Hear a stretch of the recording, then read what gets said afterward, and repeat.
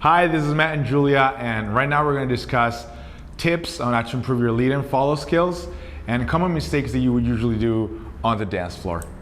The first thing I want to talk about is actually the dance positions. So we can start with a closed position where the leader's right hand is going to be on the follower's shoulder blade and the other hand in pretty much this position at the follower's eye level. Then we have a double hand hold or separation position. We can have a single hand hold or also with the other hand, and this is usually used for turns.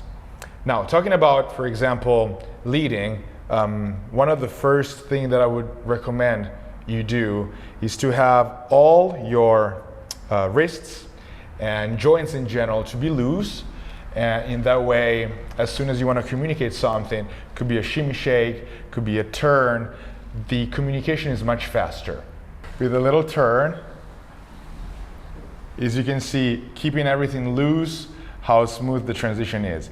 If she would keep her wrist, or I would keep my wrist kind of tough, there's a little delay and the turn actually doesn't happen. Yes, ladies or followers, make sure you follow the leads and make sure you give your partner opportunity to actually lead you. Yeah, try not to lead your partner and try to do this with him, like we don't want that, okay? So when you dance and when he gives you a signal to go to the turn, we're gonna wait for it, okay? You're gonna turn.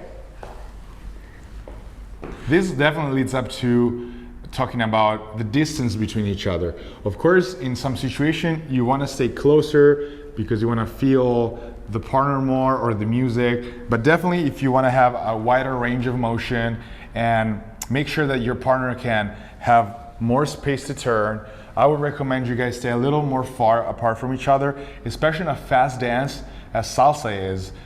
If we're too close to each other, it's kind of hard actually managing the whole situation. So for a freer range of motion and more space for the turn, I would definitely recommend to have more space. Before you would signal the turn, before the turn per se, I would recommend also signaling with a firm left hand up, right hand for the followers, so she can actually understand, or they can actually understand what's about to happen.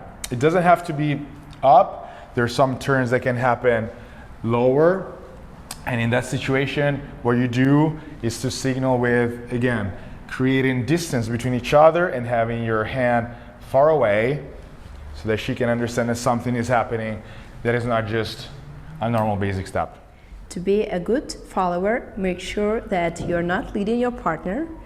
Make sure that you wait for all the signals he's giving you and be ready for the turn. So to sum up what we've done so far in terms of tips of lead and follow, we can talk about number one, frame, holding your position, difference between closed position and open position.